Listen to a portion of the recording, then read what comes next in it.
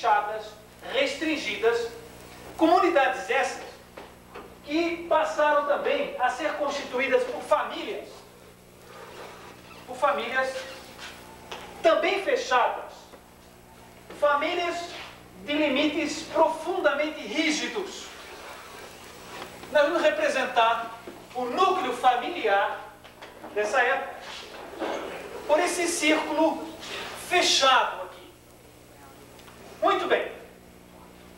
Que era o espelho da própria situação da época, dos feudos. Muito bem. Esse núcleo familiar rígido, fechado, ele era constituído de vários elementos. Então nós tínhamos o pai, por exemplo, que tinha autoridade absoluta sobre a esposa e sobre os filhos, sendo um líder de autoridade incontestável nesse núcleo familiar primitivo, podendo definir se os filhos contraírem um matrimônio, com quem, etc., tendo inclusive até direito de vida e morte, de punições atrozes até sobre os membros da família. Bem, então esse pai era revestido de uma autoridade muito forte. Nós tínhamos a mãe, que era presa absolutamente dentro desse núcleo familiar e exercia suas atividades exclusivamente dentro desse núcleo familiar. Desenvolvia as prendas domésticas, etc., mas achava-se presa a essa situação limitada. Os filhos também ficavam restritos a essa situação, inclusive a educação dos mesmos se fazia normalmente dentro do núcleo familiar. O professor vinha, dava suas aulas, suas instruções, os instrutores davam todas as informações, e eles, nesse núcleo familiar, eram formados, instruídos e orientados. Toda a comunidade familiar presa dentro do próprio núcleo. A profissão do pai ou de outros, quando exerciam, também era exercida dentro do núcleo familiar. Então, dentro das terras suas, limitadas, porque as comunidades medievais que se sucederam ao Império Romano, elas eram muito presas à terra. Então, eles tinham as suas fazendas, seus limites, e eles desenvolviam suas atividades exclusivamente dentro das suas terras. Ninguém ia trabalhar fora do núcleo familiar. Bem, o nome da família tinha um valor e um peso muito importante, a ponto de se lavar com sangue, como se dizia na época, a honra da família quando ela fosse atingida. Quando alguém lesasse a chamada honra familiar, é isso? Então essa honra da família, do nome da família, tinha que ser lavada com sangue daquele que ofendesse o nome da família. A família tinha um brasão como símbolo da sua família e assim por diante. Bom, era essa mais ou menos a religião. A religião era desenvolvida aqui dentro do núcleo familiar porque os pequenos castelos tinham a sua capela, ou as casas mais importantes tinham a sua capelinha, Os párocos vinham rezar, inclusive, dar todos os, como é que se chama, os sacramentos dentro do próprio núcleo familiar. Então a religião era dinamizada também, em parte, dentro do núcleo familiar também. Bom, essa estruturação aqui, rígida e fechada, evidentemente propiciava a uma série de problemas que evolucionavam aqui dentro, mas que aqui dentro tinham que ser resolvidos. Por essa rigidez existir, as pressões que se exerciam sobre esse núcleo familiar eram mais ou menos suportadas, porque por essa rigidez que ele apresentava, o núcleo familiar. Então as influências externas se faziam de uma forma não muito proeminente. Vamos representar essas flechas aqui com as pressões externas do meio, tentando alterar ou influenciar as condutas dentro da própria família. Muito bem, coexistindo com essa situação, nós temos, vamos representar aqui por um quadrado, nós temos uma religião dogmática, rígida, como esse quadrado aqui, e também fechada, né, que dominava a época. E quando o Império Romano ruiu, né, o sucessor do Império Romano também com sede em Roma, inclusive, na sua grande maioria, pelos espíritos que habitavam na própria Roma e ligados ao poder, reencarnaram, na sua grande maioria, dentro daquela estrutura que passou a dominar o mundo, que foi o Império Romano Católico, na época, né, cujo domínio se estendeu até mais ou menos 1870, né, quando o Império Religioso decretou a infalibilidade papal, como tentando o último suspiro de agonia, no sentido de manter o domínio sobre os governantes do mundo, porque estava perdendo a autoridade sobre os reis, sobre os governantes. Então eles decretaram em 1870 que o Papa era infalível. Bom, mas isso é outra questão para estudar em outra ocasião. Então nós temos aqui essa igreja rígida e fechada, simbolizada pelo sacerdote, que tinha a sua atenção para o núcleo familiar. Quando alguém tinha um problema, um sofrimento maior, ele buscava o auxílio desse sacerdote. Mas como a religião dominante não trazia as respostas claras, as respostas que elucidassem a problemática da família, inclusive a problemática sexual, né? Por quê? Porque esse sacerdote, muitas vezes eram indivíduos, inclusive, bons, trabalhadores, honestos, e às vezes também não eram. Mas, mesmo considerando que fossem indivíduos absolutamente estruturados dentro da igreja, com todo o carinho, toda a atenção, toda a dedicação honesta ao sacerdócio, ele não tinha uma família. Ele não era casado, não tinha filhos, não vivia a problemática da paternidade, da educação, dos conflitos conjugais. E era esse indivíduo que ia ser procurado por alguém da família para pedir conselho, para pedir orientação sobre a problemática íntima sua, que evidentemente ia ser dada para uma pessoa que não convivia, não conhecia teoricamente nada desse problema. E se conhecesse da problemática sexual, etc., normalmente conhecia por vias não consideradas normais e que davam a esse sacerdote conflitos interiores muito profundos, pelas as ligações afetivas que ele tivesse. Então era essa pessoa que ia orientar o núcleo familiar, digamos assim, primitivo. Muito bem. Mas, bom, essa situação, que foi a situação da Idade Média, da queda do Império Romano até a época moderna, propiciou que se desenvolvesse, vamos chamar assim, uma grande epidemia, provocada, vamos chamar assim, por um vírus, entre aspas, né, que foi o vírus da superstição religiosa. E, embalados pelo sono da picada desse vírus, a humanidade dormiu. E dormiu 1000 anos da Idade Média. E houve, todos vocês sabem, na Idade Média. Então era essa situação que existia. Passaram-se os séculos.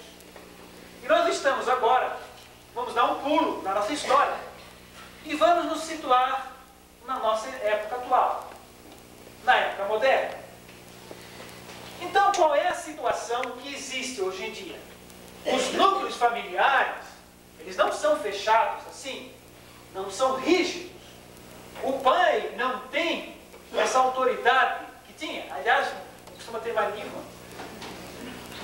A mãe não é presa e restrita à atividade doméstica, pelas prendas do lar, mas pega um ônibus, geralmente, e vai trabalhar num bairro que é muito distante das grandes cidades, das grandes metrópoles, normalmente almoça fora, porque não há condições de voltar em casa almoçar com os filhos, passa o dia todo fora do núcleo familiar. Então nós temos uma situação assim. Vamos representar esse núcleo familiar como que fenestrado,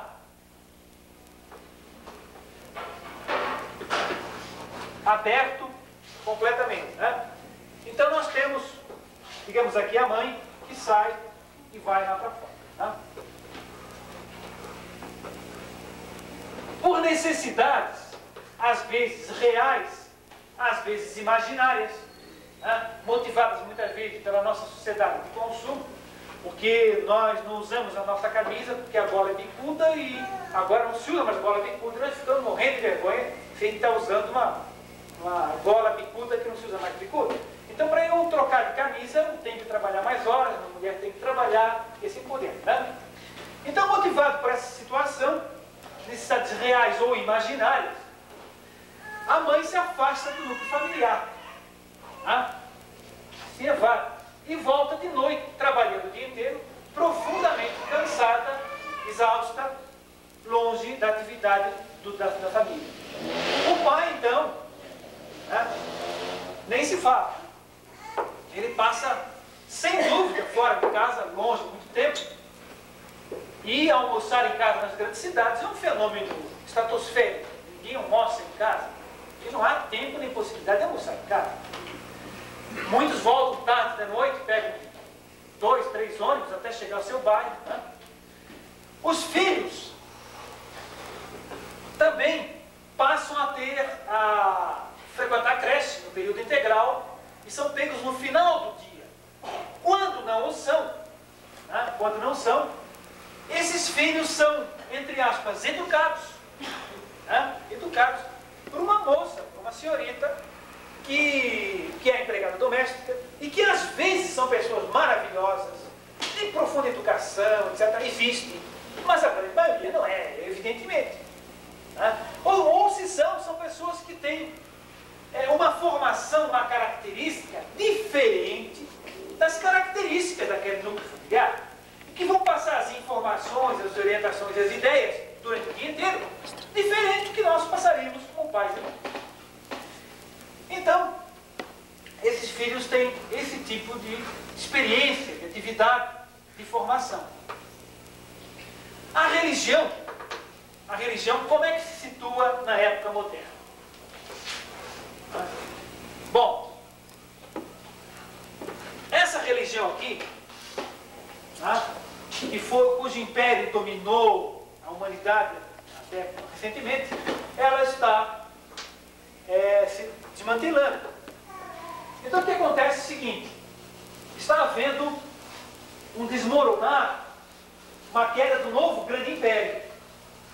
Não mais do Império Romano, mas o sucessor do Império Romano. Então esse desmoronar desse império religioso, o que é que leva? Leva a uma descrença total.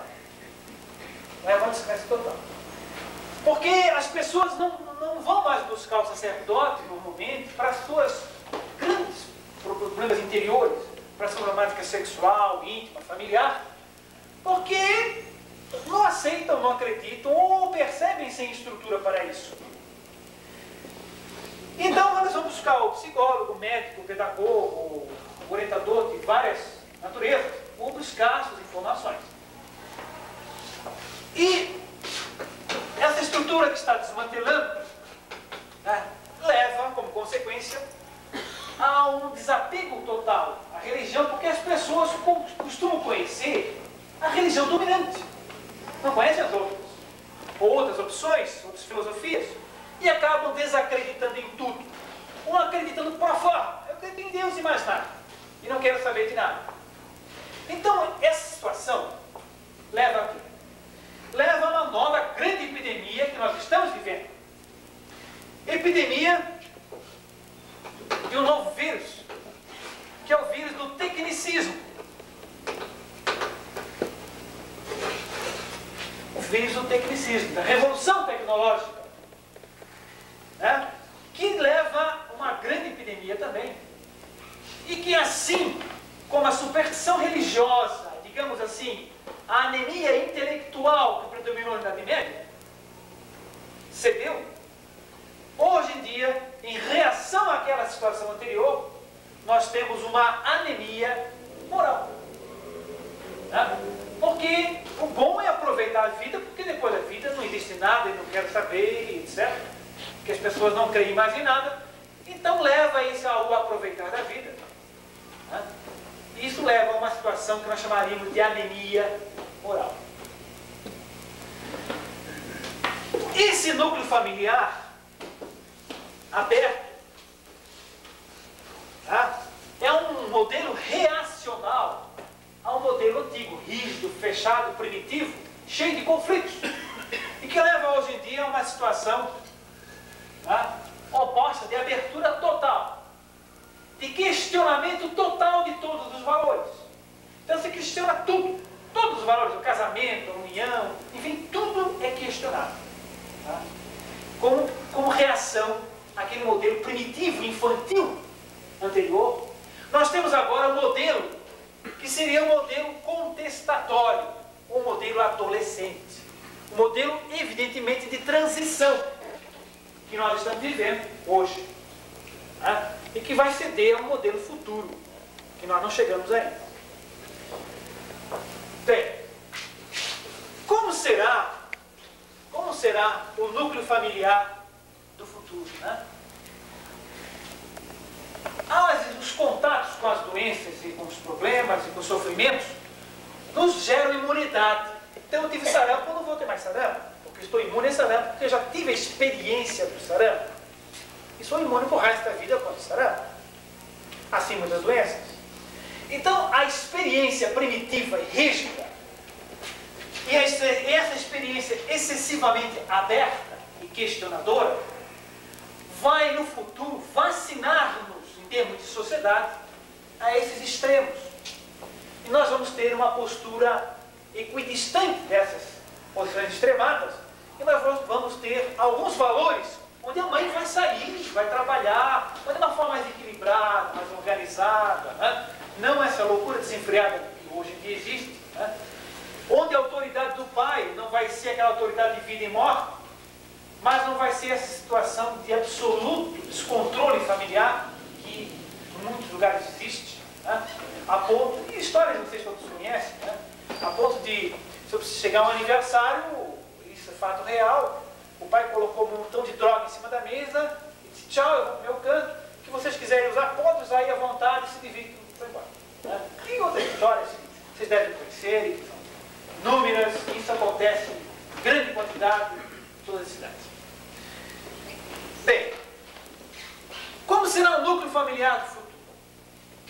Esse núcleo familiar do futuro, então, ele sem dúvida não vai ser mais alicerçado nessa estrutura dogmática, rígida, da religião dominante, que está se destroçando em termos de aceitação. Porque a gente conversa com as pessoas, diz assim: o que é que você é? Ou passa o censo, agora está na moda o censo, né? Passa, o que é que você é? Aí eles dizem assim: escreve aí católico. É só escreve aí, porque as pessoas realmente não sentem, as pessoas não aceitam, né? As pessoas estão completamente desvinculadas dos valores religiosos, porque eles não trazem respostas para os problemas. Aonde vai ser estruturado? Vai ser estruturado, não queremos dizer que vai ser estruturado no Espiritismo, porque Leon Denis disse: o Espiritismo talvez não seja a religião do futuro, mas sem dúvida será o futuro das religiões. O que é isso? Quer dizer que o conceito de reencarnação, as consequências filosóficas da reencarnação, os conceitos da sobrevivência, da pluralidade dos mundos habitados, do intercâmbio com o mundo espiritual, da realidade palpável da vida do mundo espiritual, da compreensão da lei da causa e efeito, etc., etc., serão absorvidas, sem dúvida, pelas outras religiões do futuro. Né? Principalmente os espíritas ficarem muito acomodados. Né? Mas, de qualquer forma, o que importa é que esses conceitos sejam absorvidos realmente. Depende de nós, nosso trabalho de divulgação, de colocarmos isso à vista e à mostra, para que as pessoas tenham as oportunidades mais reencarnação, muitos conceitos vão mudar, né? Muita visão vai mudar. Por exemplo, casamento, né? Hoje nós sabemos, através das informações espirituais,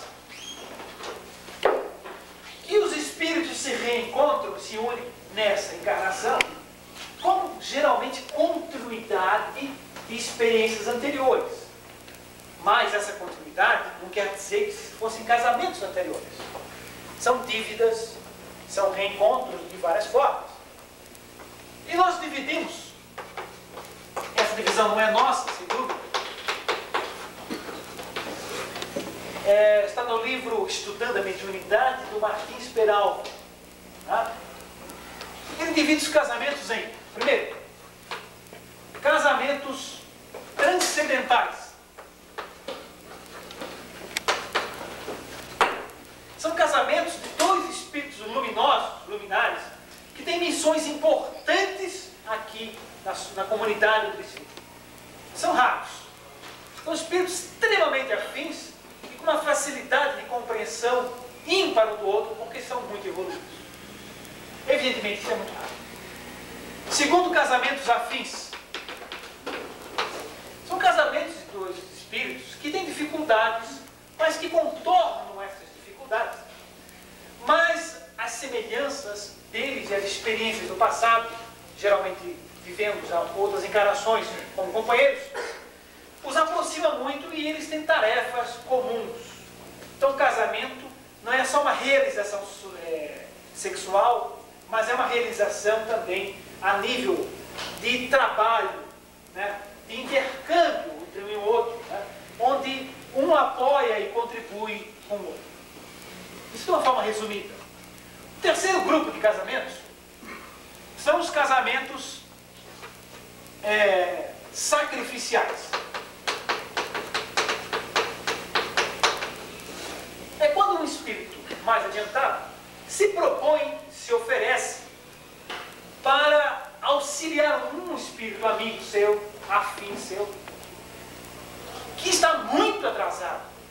Então ele se propõe a um casamento difícil, a um casamento onde ele sofre, mas ele está preparado, ele aceitou, ele pediu aquela situação, porque ele se oferece em sacrifício para auxiliar aquele espírito que ele tem carinho por ele. E geralmente são casamentos muito difíceis, sofridos. Por exemplo, aquela senhora que trabalha intensamente, né? Que tem uma série de atividades na sua igreja, no seu ambiente, auxilia muita gente, sempre uma palavra de carinho, um sorriso nos lábios, e o marido chega em casa bêbado todo dia, bate em todo mundo, enfim, e ela está ali sempre firme, aguentando, amparando, levando ele para o hospital, enfim, e conseguindo superar aquela situação muito difícil, né? Geralmente é um espírito, né, bastante evoluído. Também não é todo mundo que é casado com alcoólatra que é espírito evoluído, né? Esse é só um exemplo, né? Bom, o quarto grupo de casamentos seriam os casamentos provacionais.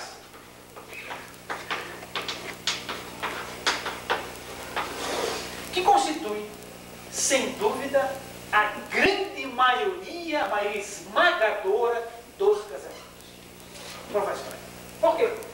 Ora, porque nosso planeta é um planeta de provas e expiações. Todo mundo tem uma conta bancária devedora, né? Então, os nossos reencontros afetivos geralmente são carregados de dívidas mútuas, nossas, né? De dificuldades anteriores, né? Que pelo véu do esquecimento propicia a reaproximação, o reencontro, para que nós possamos crescer juntos, nos perdoar, né? E burlar um outro e pagar as dívidas, né? Então, né? A grande maioria é casamento provacional. Fora disso, né? Alguns são sacrificiais, alguns poucos são afins e alguns raríssimos são transcendentais. Há um quinto grupo de casamento que são chamados casamentos acidentais. E não é aquele que houve um acidente de trânsito, se conheceram, né? Não é isso. Não é? Acidentais é aquele casamento não planejado na espiritualidade. É aquele que a gente, pelo livre-arbítrio, busca, se precipita e casa não estando no plano da espiritualidade, nem dele, nem dela. Mas uma atitude intempestiva faz com que haja um casamento, uma precipitação, gerando um vínculo. E na próxima eles geralmente voltam novamente como um casamento provacional. Né? A grande maioria. Evidentemente, alguns casamentos acidentais até dão certo, o que é evidentemente uma exceção muito grande. Pode voltar depois com um casamento afim na próxima. Né? Mas isso, sem dúvida, não é comum. Então, essa visão dos casamentos, dessa planificação espiritual, é dada, embasada nos princípios básicos da doutrina espírita, né? Na compreensão de uma antiguidade de vida anterior e de uma perspectiva futura. Os filhos. Quem são os filhos? O que são filhos? Vínculos do passado, de dois tipos. Nós temos afetos e desafetos. Porque o desafeto também une. O ódio vincula, o ódio prende. E só é possível resolver através do amor.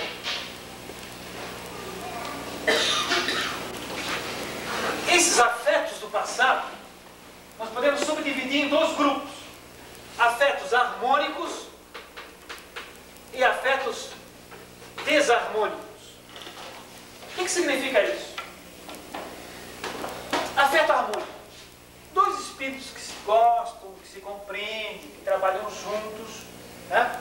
Que têm ligação afetiva normal e que se propõem a reencarnar no seio familiar para ter uma oportunidade de convívio e de trabalho juntos.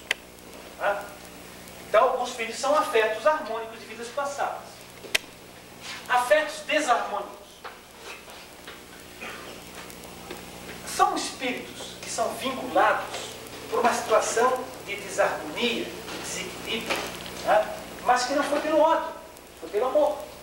Por exemplo, João e Maria são casados, mas o João se apaixona pela Antônia, convive com ela, tem relacionamento longo com ela durante 20, 30 anos e tem uma vida extraconjugal com a Antônia. Ora, essa ligação, ela existe, embora desarmônica e não de acordo com a natureza e a lei, né? Mas de qualquer forma ela existe, estabeleceu-se entre eles uma vinculação. Mas o compromisso kármico de João era com a Maria. E aumentou esse compromisso kármico em função dessa ligação com a Antônia, que podia se fazer talvez até numa vida adiante. Como é que a espiritualidade vai trabalhar, vai resolver essa situação e vai fazer a chamada desvinculação espiritual dessa vinculação que existe? Bom, pelo véu do esquecimento novamente, Antônia volta na próxima encarnação como filha de João. E aquele pai adora aquela filha adora o pai, e há uma modificação da ligação energética entre ambos, transformando aquela ligação numa ligação de uma frequência de vibração diferente, esquecendo o passado. Então permanece o vínculo, só que desarmônico num vínculo harmônico. Então é uma situação, né, que acontece frequentemente. Eu conheço um indivíduo que teve 9 filhas,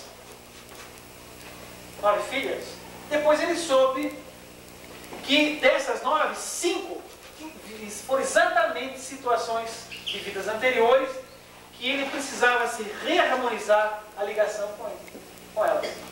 Tá? Não façamos também disso, desse exemplo, regra geral, claro. Bom sempre frisar. Bem, e os desafetos? Muito frequentes, extremamente frequentes. Mas antes de passar por desafetos, vocês vejam como a doutrina espírita permite compreender certas situações. Por exemplo, o complexo de Édipo, ou o complexo de Eletra, que é o equivalente da menina em relação ao pai, né? E o pai, a menina, a filha. O complexo de Édipo, muitas vezes, que tem uma série de teorias e hipóteses, mas muitas vezes esse complexo de Édipo surge porque não foi suficiente uma encarnação só para dissolver aquela ligação tão intensa entre os dois, que mesmo nascendo como mãe e filho, não perderam completamente aquela vinculação anterior. E precisa, às vezes, de várias encarnações para que isso se transforme, se burile, até transformar aquela ligação amorosa em uma ligação maternal e filial. Tá? Então surge complexo de Édipo por essa situação. Desafetos. Eu devo ter citado isso aqui, mas até vou repetir. Eu estudei nesse colégio salesiano em Itajaí, dos 8 aos 13 anos, mais ou menos. Morei aqui nesse período, não nasci aqui. E numa aula de religião, um dia, falava-se em amar os inimigos. E naquela época, todo garoto de 13 anos é muito chato, eu tinha 2 filhos de 13, 12, né? Então eu também era, naturalmente. Eu questionei o padre dizendo que amar os inimigos não é possível, e que isso não existia. E que se alguém entrasse no colégio salesiano e botasse fogo no colégio e matasse todos os padres, se ele sobrasse, coisa bem de guri de 13 anos, e que ele nunca ia amar aquela pessoa, porque isso não existe. E que se ele fosse um padre maravilhoso, ele ia até perdoar. Mas amar nunca, porque não acreditava que isso não existia. E evidentemente ele me passou um grande castigo, copiar tantas páginas, não me lembro mais do que, né? E eu fiz o castigo. E eu chegando em casa, perguntei para o meu pai, que naquela época frequentava o Centro Espírita Anjo da Guarda, já é desencarnado, grande amigo do nosso irmão Regis aqui. Eu perguntei para ele, eu não me lembro bem as palavras que ele me falou, mas a mensagem era essa. E eu disse para ele que aquela história de amar os inimigos não estava com nada e tal, na linguagem do garoto. E ele disse, olha, o Espiritismo explica isso. Eu disse, explica, então quero que ver se me explica mesmo. Então ele disse, em outras palavras, o seguinte, que o templo do lar é o local para esse reencontro, através do Instituto da Reencarnação, onde, graças ao esquecimento do passado, aportam nos lares os vínculos de desafeto pretéritos, onde aqueles que se odiavam, inimigos ferozes, vítimas e algozes, se reencontram nessa atmosfera cálida, quente, carinhosa do lar, esquecendo o passado. A mãe amamenta aquele filho, chora pela sua cólica, o pai o embala, e dizem que adoram aquela criança, e realmente esquecem, perdoam e se amam. Bom, depois disso não precisa dizer mais nada, que eu passei a aceitar que o doutor explica, tinha algum sentido, alguma lógica, e responderia algumas coisas. E daí continuei a estudar. Bom, então, casamentos, filhos. Os casos de desafeto, de vidas passadas que se reencontram no lar. Enfim, como é que o Espiritismo explica uma série de situações? Por exemplo, na esfera da sexualidade. Nós sabemos que, por exemplo, se nós observarmos uma flor, isso aqui é uma flor, né? Nós observarmos uma flor, dá com jeito de árvore, mas é flor, né? Nós vamos observar o seguinte, que a flor são o conjunto de órgãos sexuais e reprodutivos da planta, que ficam no ápice dela, o que é o mais importante e fundamental, sem o qual ela não vive, não sobrevive, não faz nada. A flor é a expressão máxima do vegetal.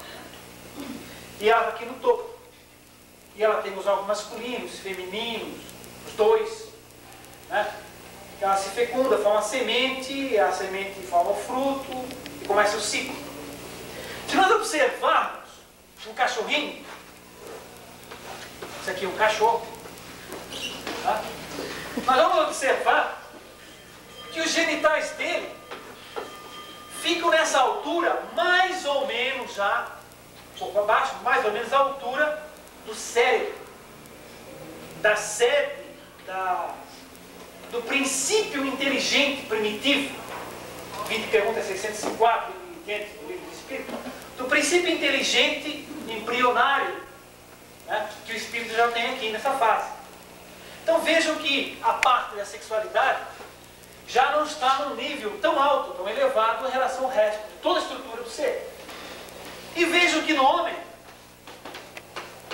né, os genitais estão aqui embaixo para serem dirigidos, coordenados, comandados pela intelectualidade, pelo sentimento e pela sede principal do espírito, que é pelo chakra coronário ligado à pineal e ao cérebro, comandando toda essa parte reprodutora. Isso é a evolução das espécies e é a evolução dos espíritos. Né? Então,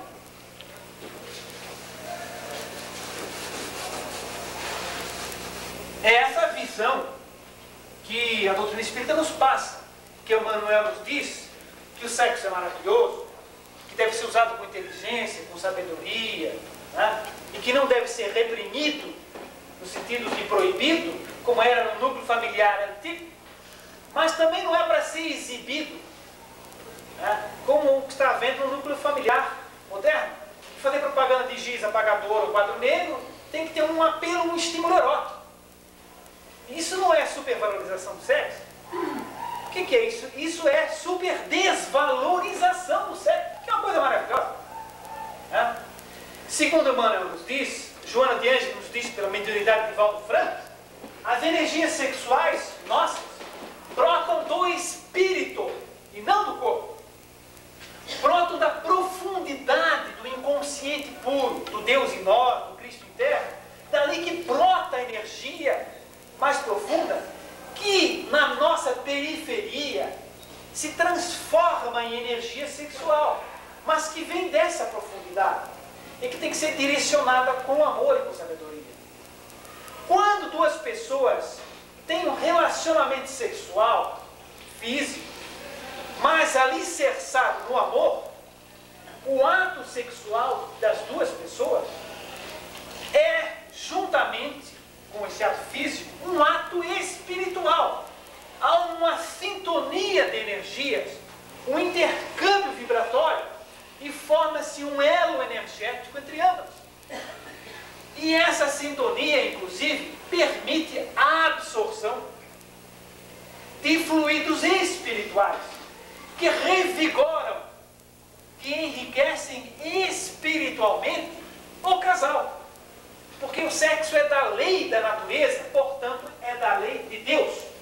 E, portanto, não é nada errado. Errado o uso ridículo que se faz dele, mas ele em si é maravilhoso. Há uma temática imensa sobre sexo, né? Mas a gente vai falar mais um pouquinho, abrir perguntas depois. A questão da homossexualidade, por exemplo. Há pouco tempo fui convidado para falar sobre esse tema para jovens office boys de uma repartição. Eu estava pensando, meu Deus, o que é que vou dizer para um office boy sobre sexualidade e tal, como é que vou abordar e tal. Então me lembrei de algumas coisas e fiz um esquema. Aí me lembrei que eu tive uma ideia. Apontei uma tomada e perguntei, escuta naquela tomada, por que tem dois furinhos? Todo mundo sabe disso, porque tem que botar ali dois fios. Que fios são esses? Um é positivo, o outro é negativo, alguém falou. Muito bem. Não pode ser dois fios positivos? Não, porque aí porque estoura a lâmpada. Tá ótimo. E se for Deus negativo? Também vai dar um problema danado, vai pifar tudo, não funciona direito. Vai dar problema. Tem que ser um fio positivo e um fio negativo. Exatamente. Então as polaridades energéticas opostas se completam e dão à luz. Quando duas pessoas de sexo diferente intercambiam um relacionamento sexual físico e espiritual, essa polaridade energética complementar permite esse relacionamento e permite aurir do plano espiritual os fluidos necessários para o seu revigoramento psicológico, quando existe o embasamento amoroso no ato. Quando um par de homossexuais tem relacionamento, as polaridades fluídicas, as polaridades energéticas, as polaridades vibratórias, elas não são opostas, não são complementares. Então isso não gera essa possibilidade de intercâmbio superior e não gera a satisfação a nível psicológico. Eis porque a grande maioria dos homossexuais, eles têm uma vida pluri-experiencial. Eles não têm um caso, claro que acontece, mas a grande maioria tem a tendência da pluralidade por essa não complementaridade sexual energética. Certo? Isso nós aprendemos não é em medicina, porque a medicina não fala nada disso. Eu sou médico, mas não fala nada disso. Isso nós aprendemos na ciência espírita, que explica esses fatos, esses fenômenos. Enfim, existe muita coisa que se possa conversar, se explanar sobre a questão da sexualidade. A questão, por exemplo, do controle da natalidade. Qual é a postura que o Espiritismo nos passa a respeito de uma questão tão delicada e aparentemente tão difícil do controle da natalidade? Ora, a grande maioria dos casais não tem 17 filhos, 23 filhos, 32 filhos. Não tem. Porque fazem controle da natalidade, por método A, B, C, por tabelinha, por isso, por aquilo, ou comendo raiz no mato de qualquer coisa, mas fazem controle. Então é alguma coisa tão antiga quanto a história do mundo, mas existe. Quer dizer que não é algo atual. Bom, mas isso não justifica. Afinal, qual é a posição do Espiritismo a respeito? Bom, existem alguns dados para nós raciocinarmos. Primeiro, nós sabemos que as reencarnações são planejadas e que os casais assumem compromisso com determinado número de filhos. E é claro que a espiritualidade, observando como nós vivemos no nosso planeta, já não vai programar 17, porque ninguém vai receber, pode refazer o programa porque não adianta. Então eles costumam programar um número menor de espíritos em função da nossa situação.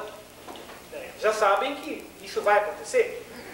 Mas, muitas vezes a programação ela é interrompida por nós, ela é furada pelo casal, que não quer ter filhos, ou quer ter um filho, ou 2 filhos, um certo número de filhos, interrompe isso.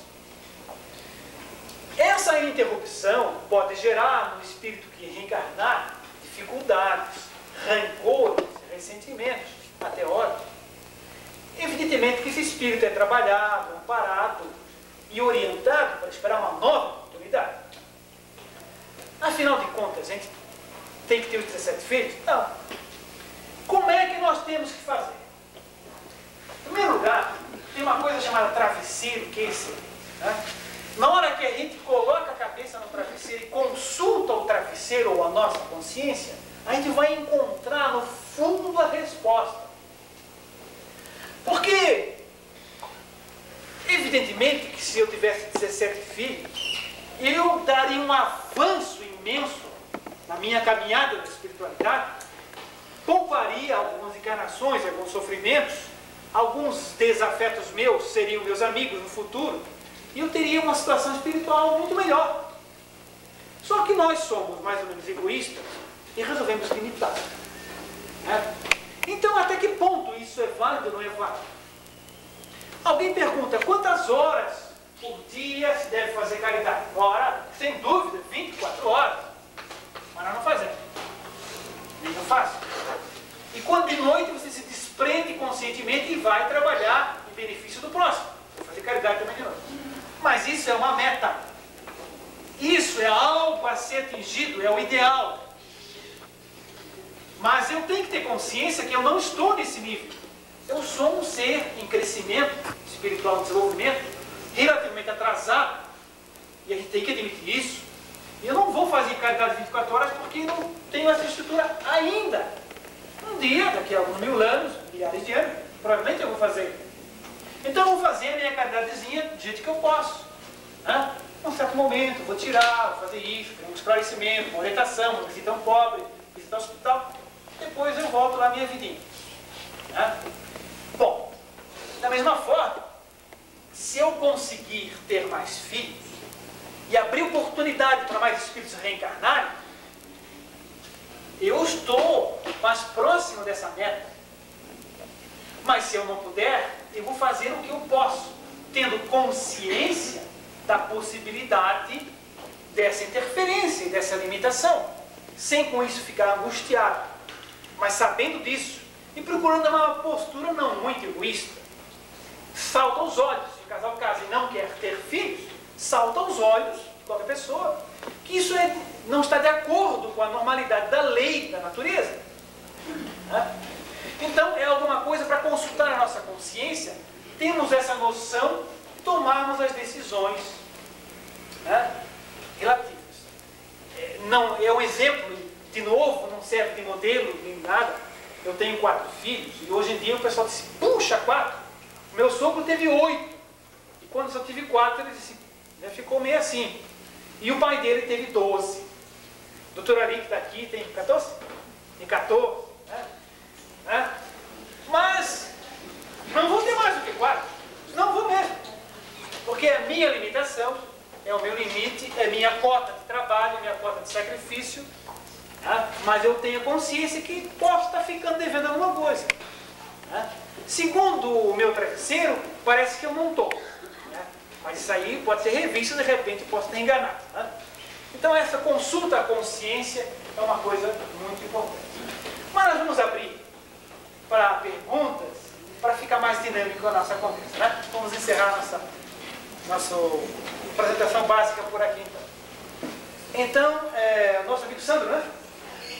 O Sandro, ele pergunta o seguinte, como levar a questão da sexualidade para as crianças? Né? Bem,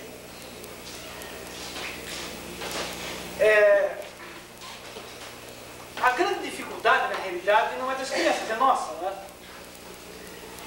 Eu também sou pai, tenho 4 filhos, como disse.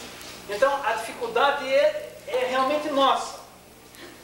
Agora, o ideal é colocar a questão sempre ao nível delas e responder o que for perguntado de acordo com a idade.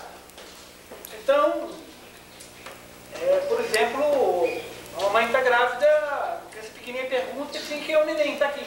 Se ela não perguntar mais nada, ela está satisfeita.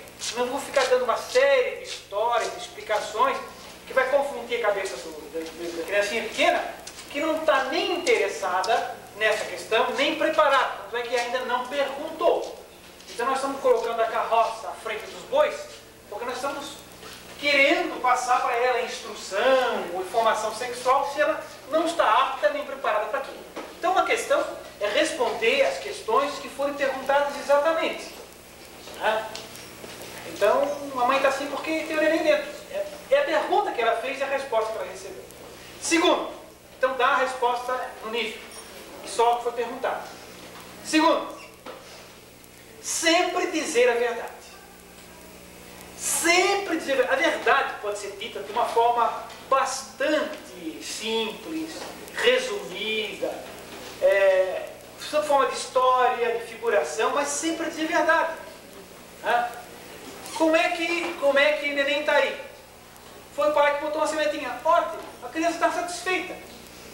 Foi o que ela perguntou. Não precisa estar dando explicações minuciosas, porque a criança ainda não perguntou isso. Ela perguntou só como é que o neném entrou aí. Foi o pai que botou a semente. Está ótimo. Foi o que ela perguntou. Evidentemente que vai chegar momentos que eu vou fazer outro gênero de pergunta e a gente vai colocando alguma coisa. Tá? Então, sempre dizer a verdade. Existem formas de se passar instrução e a informação nesse nível, ela sempre deve ser uma informação relacionando o sexo com o espírito e não só com o corpo, porque a problemática do sexo mais profundamente é da inteligência, é do sentimento. Porque às vezes a gente pergunta e as pessoas dão aula de anatomia. Ó, é assim, assim, assim, assim. Então fica uma coisa fria, seca, agressiva, sem nenhuma ligação afetiva com aquilo. Então tem que se falar no amor, tem que se falar na ligação, tem que se falar na atração, entende? Tem que se explicar de uma forma ligando a questão da sexualidade com o espírito, que é com o amor, que é com a parte afetiva, intelectual. Então, existem muitos livrinhos infantis que são muito úteis, né? Desenhozinhos de galinhazinha com ovinho dentro, depois com o pintinho, depois dizendo que a galinha é assim, o peixinho é diferente, o cachorrinho é assado, né? Então isso pode ser colocado, mas sempre dizendo que no homem, né, isso existe, mas ligando com o aspecto do amor, certo? Senão nós ficamos iguais ali o porquinho, o coelhinho, e o ser humano não é na realidade assim. E a criança vai gravando essa imagem.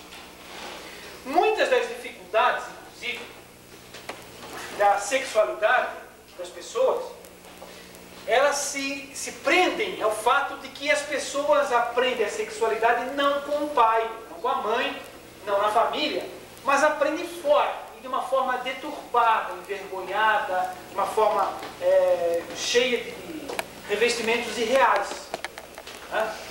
Então, nós pais é que precisamos realmente dar esse tipo de atenção, esse tipo de resposta, e nos achegarmos às crianças, né?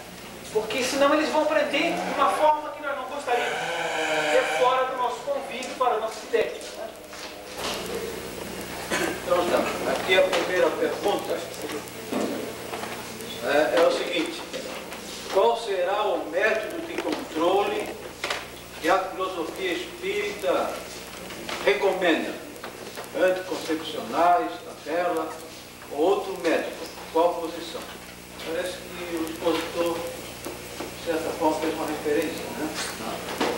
Na exposição. Acho que sim, né? E aqui pergunta: se sou pessoa sem recursos econômicos e começa a trazer filhos sem poder dar educação e conforto,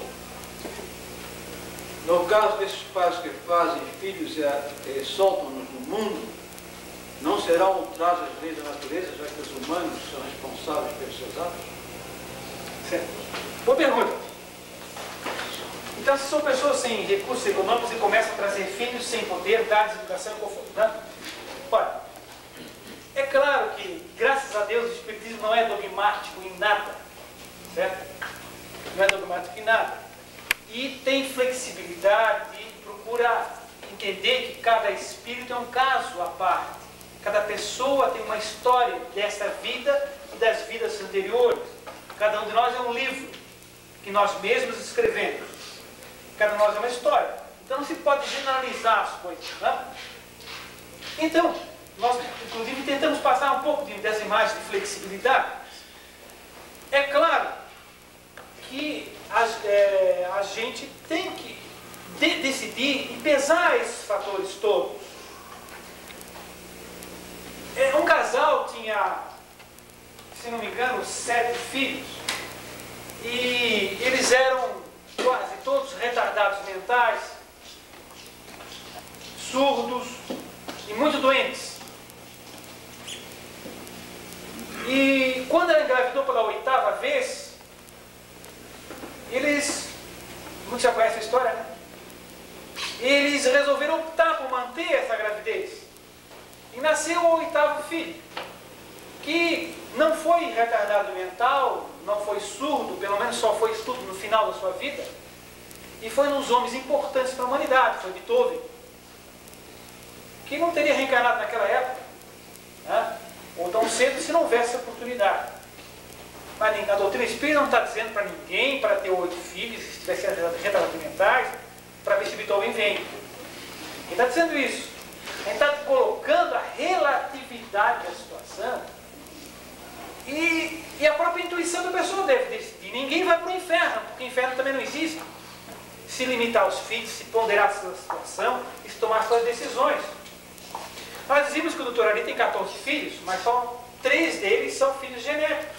11 são adotivos. Ele adotou 11 crianças. De uma outra maneira, também ninguém está dizendo para adotar 11 filhos. Eu acho que não vou adotar, certo? Mas se alguém adotar, ótimo. Talvez eu adote um dia 1 ou 2, mas 11 jamais. Porque não tem estrutura para isso. Então, cada situação é uma situação e a pessoa assume com tranquilidade, com paz e com harmonia a sua decisão, porque é ela que sabe de si. Certo? Ela que sabe de si. Nós temos direito de adiar as coisas. Não está escrito no Evangelho segundo o Espiritismo que pode-se fazer o divórcio? Está escrito no Evangelho segundo o Espiritismo que pode-se fazer o divórcio. Embora não separeis o que Deus juntou. Por quê? Eles estão unidos porque tem uma planificação de casamento para eles. Mas de repente eles destruíram essa planificação, é impossível permanecer juntos, senão daqui a pouco um mata o outro. Torna-se homicida, suicida, etc. Então é lícito separação. Só que vai ficar devendo o casamento para a próxima vida, provavelmente. Ou um pedaço do casamento. Então eu tenho direito, tranquilamente, de ter 4 filhos, e na próxima eu fico devendo mais, eu reencarno outra vez, sem problema nenhum. Só que nós temos que ter consciência que isso aconteça. Né? Mas ninguém vai ficar angustiado, nem os espíritos vão cobrar, e se eles vierem me cobrar, eu espera, tem tempo. Certo? Se tem dívida, daí estou em dívida, sim, tudo bem, tranquilo, na próxima eu volto. Trabalho de novo, não vou ser um santo nessa encarnação, estou muito longe disso. Né? Temos que ter nossas limitações. Que nós às vezes queremos que a doutrina espírita dê a resposta exata. Você vai perguntar, quantos filhos a doutrina espírita diz que eu devo ter? Não existe isso. Né? Cada um sabe de si, da sua situação, da sua consciência, toma decisão. Né? De repente vai ter 18 netos e vai criar os 18 netos, quem que sabe, né? Então, sou pessoa sem recurso econômico, etc. Tudo bem, a pessoa tem direito a tomar sua decisão e os espíritos protetores vão ter a compreensão, porque eles são bons, são carinhosos, tudo bem. No caso desses pais que, entre aspas, fazem filhos e soltam-nos pelo mundo, não seriam ultrajes às leis da natureza? Tá certo, é mesmo. Só que o ideal é que a sociedade, né, resolva os seus problemas de fome, de miséria. Não é por ter muitos filhos que existe miséria. Nós teríamos que resolver o problema da desigualdade, da injustiça social, dos problemas, porque essas crianças teriam possibilidade. Certo? Então, não é justo nós advogarmos limitar a esterilidade, a natalidade, ou esterilizarmos todo mundo, porque não vamos esterilizar todos os pobres, porque aí eles não têm mais filhos, não têm mais pobres. Aí tem gente que já pensa um pouquinho mais adiante. Lá no Nordeste tem equipe que mata um montão de crianças, porque aí acaba os pivetes e acaba o banditismo. Tem essa ilusão. Né? Que isso tudo vai para o mundo espiritual, vai reencarnar, vai obsediar, vai dar muito mais crime, não vai resolver nada. Né? Então o problema da limitação da natalidade não vai resolver miséria nem nada. Isso é um problema que nós temos que resolver de outra forma. Agora é o seguinte, o que acontece? Esses espíritos que precisam passar fome, que precisam passar miséria, eles têm que reencarnar. Eles têm que reencarnar. Então, infelizmente, por atraso nosso, existindo essas condições de miséria, eles reencarnam nesses lugares. Agora, cuidado. Nós não estamos justificando a miséria nem a desigualdade. É um absurdo. Porque no momento que acabar a miséria e a desigualdade, eles vão reencarnar e pagar suas dívidas de outra forma. Nós temos que resolver o problema da miséria, porque isso nós somos corresponsáveis também. Né? Mas já que infelizmente existe essa situação, e é inegável, a favela está aí vista, e essas mães de favela engravidam e têm filhos, a espiritualidade aproveita essa triste situação para reencarnar quem precisa passar por essa situação. Certo? Mas não justifica de maneira nenhuma a miséria, e eles estão lutando para que acabe isso. Certo? Então, o seguinte, não é esterilizando todo mundo que se resolve o problema. Nós somos responsáveis por isso, sem dúvida. O que nós temos que fazer é criar condições para que essas crianças tenham escola, o CIEPS, o CIATS, ou de que partido for, tanto importa, mas, também não estou divulgando o partido, até nem gosto, né? Vou deixar claro, mas eu acho maravilhoso esse se há coisas dessa natureza, porque são oportunidades. Então nós temos que criar essas oportunidades no centro espírita, nas igrejas, nas escolas, para que essas crianças tenham possibilidade de ter vida, educação, saúde, e sejam pessoas que possam aproveitar a sua reencarnação. Né?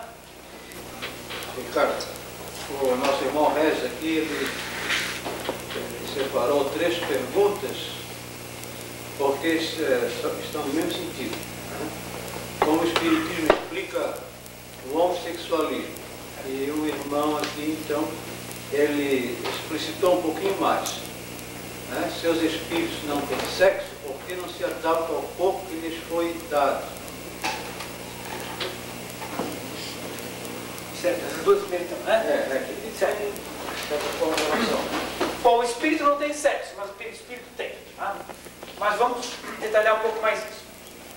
Como é que o espiritismo explica o sexualismo, o homossexualismo? Em primeiro lugar, não está escrito em livro nenhum, e é uma ideia falsa que as pessoas têm, é que o homossexual ele é homossexual porque ele foi do sexo diferente na vida passada. Por exemplo, ele é mulher, por reencarnar homem, então por causa disso ele é homossexual. Isso é um absurdo.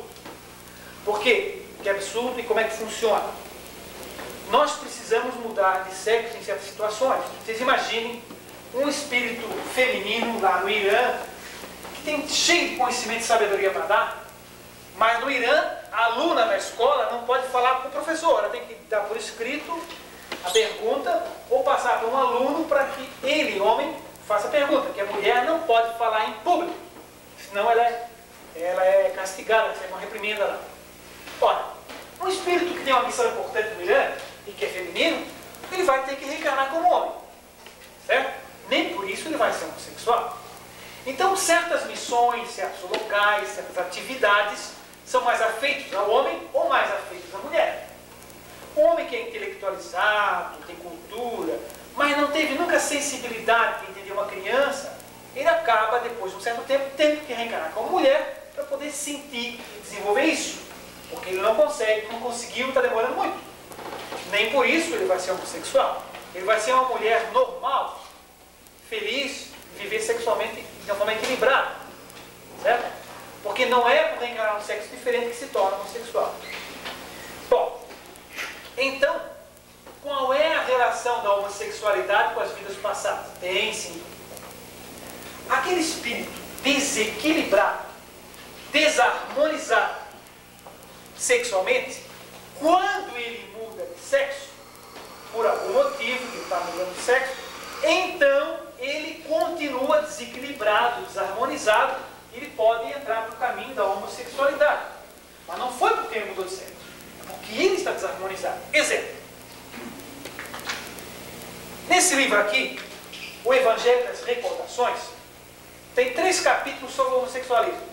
Tem uma explicação teórica, tem depoimento de um espírito homossexual masculino, que foi em terra, e um depoimento de um espírito homossexual feminino.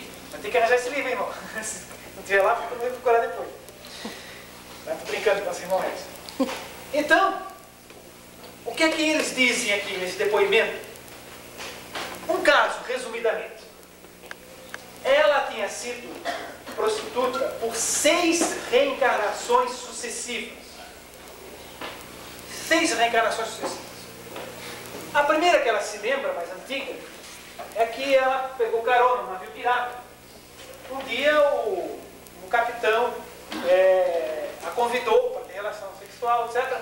E ela sabia que ele tinha joias de pirata e trocou isso por uma série de joias. E quando começaram a diminuir as joias do capitão, ela começou a ter experiência com os outros marujos e assim por diante. E ela desencarna, chega na espiritualidade, tem orientação, tem escola, tem mentor, explica, ó, irmã, aqui está um problema assim, não é por aí, tal, reencarnar de novo, tal. Reencarnou, corrigiu algumas coisas, progrediu em outras, mas foi prostituta de novo. Reencarnou, inclusive, no Brasil, na França. Em uma certa ocasião, ela disse, olha, o que está acontecendo? É porque, ela disse, eu sou pobre e acabo entrando por esse caminho por causa da pobreza. Ela reencarnou riquíssima, na França, e acabou se prostituindo no mais alto movimento social da França, tornando-se uma prostituta famosa, milionária. Então chegou lá em cima, os espíritos, né, botaram a mãozinha, tá vendo? Né? Não é por aí. Aí eles, pois é, não sei mais o que e tal. Ó, só tem uma solução. Você vai lá se matricular no curso para você preparar-se para a próxima reencarnação, você reencarnar como homem. Aí ela desespera, né? Como homem, mas de jeito nenhum não dá. Tal. Ó, o seu chakra genésico, o seu centro de força genésico, está completamente desestruturado. São 6 reencarnações que você é prostituta. Então não é possível mais reencarnar como mulher. Está perdendo tempo, seus amigos estão indo embora. Né? Seus vínculos afetivos estão se distanciando. Né? Então você precisa agora dar uma anestesiada no chakra genésico, dar uma adormecida aí, para poder equilibrar essa situação. Então ele reencarna como homem. Desde pequenininho quer brincar de boneca, quer isso, quer aquilo e tal. Tem toda aquela vinculação afetiva feminina. Passa uma vida difícil. Sempre é chacoteado na escola, no primário, no ginásio e tudo mais. Chega a uma certa fase, quando adolescente, o livro narra ali, ele tem uma experiência homossexual. Foi a única que ele teve nessa vida, ele conta aqui, como homossexual. Né? O nome dela era Jandira, e numa vida anterior, o espírito, quando se comunica, conta. Então, ela, quando homem ali, então teve uma experiência homossexual.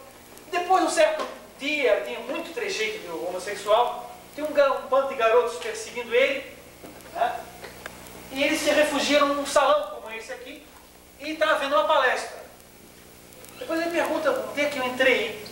Aí falava, você entrou na Federação Espírita Brasileira. Espiritismo, o que é isso? Ele assiste a palestra e gosta. Acha muito interessante e gosta.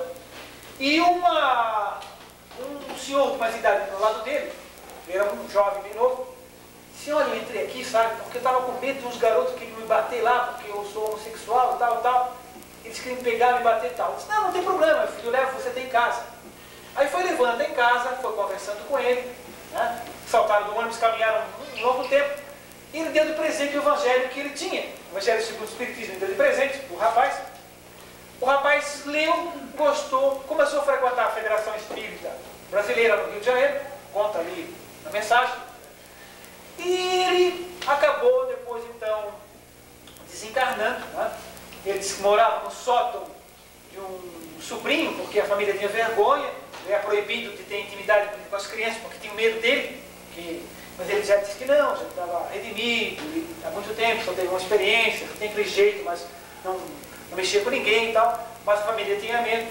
Ele morava sozinho, ele desencarna sozinho, chega no mundo espiritual. Chegando no mundo espiritual, tem uma pessoa passando a mão na cabeça dele, assim, sossegue, que ele tem irmã e tal, e ele se vê como um espírito feminino, de vestido, etc., cabelos compridos, né? Sem aquele aspecto agressivo do homossexual. Ele chora profundamente, entra em tratamento, frequenta um longo tratamento na espiritualidade, e na próxima encarnação reencarna como mulher, em equilíbrio.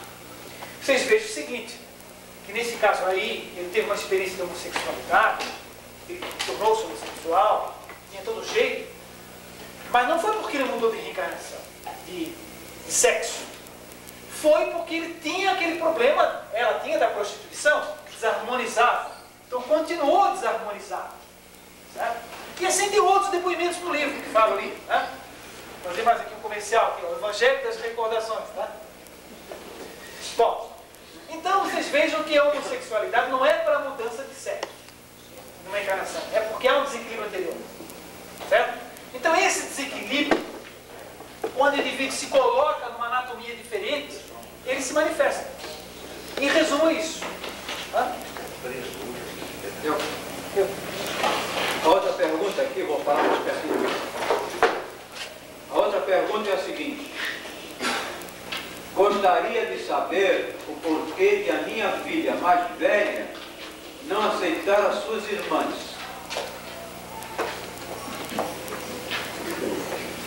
Bom, responsabilidade.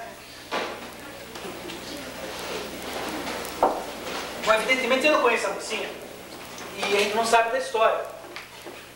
Mas sem dúvida, sem dúvida. Essa dificuldade com as irmãs deve ser alguma coisa muito antiga. O nosso espírito tem camadas de registro e as vidas passadas são arquivadas nas nossas empoeiradas estantes do nosso passado. Mas esses arquivos de energia irradiam, certo? Irradiam para a superfície e nos trazem lembranças inconscientes. E nós temos dificuldades naturais com certas pessoas. A constelação familiar no nosso planeta de provas e expiações é um ponto central de prova e expiação. Não é só de afeto. A família é o reencontro de espíritos que precisam se trabalhar mais, que se gostam também muitas vezes. Mas sem dúvida se deve a dificuldades suas nas vidas anteriores com elas, que estão ali para quê? Para se perdoarem, para se harmonizarem. E o papel dos pais é tentar aproximar. Não é isso? Agora, só fazendo uma regressão de memória da vida passada para saber exatamente qual foi o problema. Elas podem ter sido abandonadas por ela, elas podem ter sido perseguidas por elas. Tanta coisa diferente pode ter acontecido, né? Mas em resumo, normalmente são dificuldades de vidas anteriores. Normal. E às vezes também são dificuldades dessa vida. Mas, frequentemente, quando é uma coisa muito flagrante desde o início, são histórias anteriores, né?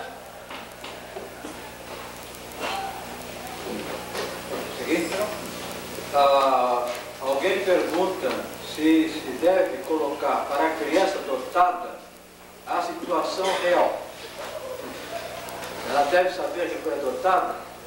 Eu vou convidar, eu posso também comentar o assunto, mas o nosso irmão ali, como tem 11 filhos adotivos, pode dar uma ideiazinha sobre isso. Pode concurso. Bom, eu vou falar pela minha experiência, então. Vou pedir permissão para dar a minha opinião, segundo uma experiência mais ou menos válida. Eu acho que nós devemos sempre dizer à criança que ela é adotada. Sempre vai chegar um momento mais próprio para que a criança compreenda a verdade. E eu vou dizer por quê. Em primeiro lugar, quando chegar o momento de se fazer esta revelação, é preciso que a criança compreenda quem foram os verdadeiros pais, quem foi a verdadeira mãe, se foi aquela que apenas colocou no mundo e a abandonou, seja por que motivo for, ou se foi aquela que recolheu e deu a ela todo o amor, todo o carinho, todos os cuidados, até aquele momento. Eu posso garantir a vocês que a criança vai compreender. Segundo, toda criança dotada, a qual se esconde a verdadeira situação, quando ela descobre por terceiro, por outros que não os pais, está criado o maior problema afetivo que se pode imaginar dentro de nós. Posso dizer isso pela minha experiência. Se é uma coisa que eu diria aqui, de coração aberto, seria este aconselhamento. Pode até que alguém, claro, não concorda absolutamente nada com isso. Mas eu tive a experiência para poder que deve ser assim. Evidentemente nós pensamos da mesma forma.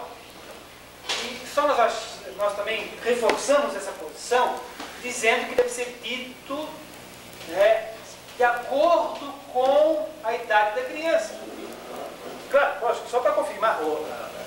Hora certa, momento certo, pode variar muito. Isso. Hora, momento e maneira. Né? Por exemplo, há várias maneiras indiretas de se começar a dizer. Né? Por exemplo, passa na maternidade, foi aqui que o papai e a mamãe um dia foram te buscar. Pronto, já está lançando a primeira semente. Coisas assim, né? Um dia, um dia, conforme a idade, o interesse, pergunta, um dia nós viemos aqui, foi um dia de grande felicidade, de grande festa, o dia que nós viemos te buscar aqui. Certo? Começar a contar assim, né, de acordo com a possibilidade. Né? Dizer que não é filha da barriguinha da mãe, mas é do coração da mãe. Tá? Que ela não nasceu na barriguinha da mãe, nasceu na barriguinha de outra pessoa, mas ela sempre foi do coração. A mãe ficou muito feliz. Tá? É claro que tem que ser, como disse o professor ali, no momento, na época. A gente sempre já ter pensado a maneira de dizer, para ter aquelas palavras que já vêm mais facilmente, né? Mas deve ser dito. De acordo. Aqui uma pergunta interessante que diz respeito ao problema reencarnatório. Sou mãe e perdi um filho muito querido. Gostaria de saber se poderei na espiritualidade reencontrá-lo. Esse filho que já foi bem como os outros que aqui ainda estão comigo. Bom, sem dúvida na espiritualidade, nós nos reencontramos com nossos espíritos amigos, com nossos espíritos afins, com os nossos familiares, né? E o filho dessa senhora provavelmente está se desenvolvendo, está se preparando, está tendo conhecimento e, sem dúvida, o reencontro vai se fazer de uma forma ou de outra, num tempo ou no outro, mas vai se fazer. Né? Às vezes, esses reencontros se fazem até nessa encarnação mesmo, porque ele renasce como um outro filho, né? Ou renasce como um neto planejado para ser cuidado por ela. Né? Esse reencontro se faz dessa forma, muitas vezes. Né? Mas o reencontro sempre se fará. E na espiritualidade, sem dúvida, eles vão se abraçar, vão se unir e vão constituir uma família espiritual. Né? Porque é assim. Também outra pergunta interessante é o seguinte: qual o tempo contraído por uma pessoa que programou na espiritualidade o nascimento de 5 crianças e porventura ligou e só nasceram 4? Pode ser meu caso, né? Bom,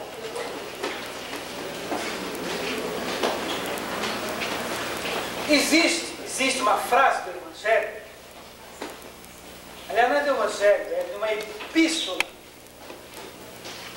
de Paulo, que diz o seguinte: a caridade, vírgula, cobre uma multidão de pecados. Ponto. Há pessoas, até que, não no caso nosso aqui, mas que ouviram falar rapidamente do Espiritismo e tem muito a ideia de pagar dívida, castigo, punição, quando na realidade não funciona assim. Não funciona assim. Nós podemos resgatar, digamos assim, débitos kármicos através de outras formas. Né? Uma mãe que tinha para receber 5 filhos, mas que está dedicada, por exemplo, ao trabalho no centro espírita dela lá, ao trabalho da gestante pobre, da criança abandonada, que está amparando crianças necessitadas, né? Dedicando sua vida a isso, ela está adquirindo crédito, às vezes até maiores até que com aquele espírito. O que pode acontecer é que, se houver a necessidade dos dois conviverem juntos, né? Ou é uma reprogramação para essa vida, ele acaba caindo no lar dela como um neto, que a filha morre e ela adota um neto, ou para a próxima encarnação vem como o primeiro já, para que não haja essa dificuldade, já vem no início. Então sempre a espiritualidade reprograma, reestuda, e nós precisamos banir essa ideia de que sempre vai ter uma punição por alguma coisa. Nós temos a opção da dor, mas temos a opção do amor. Necessariamente nós não temos que estar pensando em pagar contas, pagar dívidas. Há pessoas que dizem: não, se eu fizer isso, eu vou reencarnar sem braço. Não é muito útil para a espiritualidade que alguém reencarne sem braço. É mais útil que ela reencarne com braços ativos, como um grande cirurgião, como um grande médico psicógrafo, alguém que trabalhe com aqueles braços, porque ela tem a dívida com aqueles braços. Mas se a pessoa não optar pelo amor, acaba optando pela dor. Por isso o esclarecimento é importante. A pessoa pode entender que tem essa oportunidade. Certo? A gente pode... Certo? Então, não pode dizer qual é a dívida que vai acontecer, porque às vezes já nem existe mais a dívida. Tomara que seja meu caso. Muito bem. E aqui um irmão, uma irmã, gostaria que fosse explicitado novamente a questão dos filhos, afetos desarmônicos. Ah, sim. Como é a relação dos pais com esses filhos? Isso. Nesse livro aqui, Vida e Sexo, do Emmanuel, eu acho, em termos de literatura espírita, as pessoas confundem com Sexo e Destino, que é um livro muito bom, mas é outro livro, do André Luiz. É Vida e Sexo, do Emmanuel.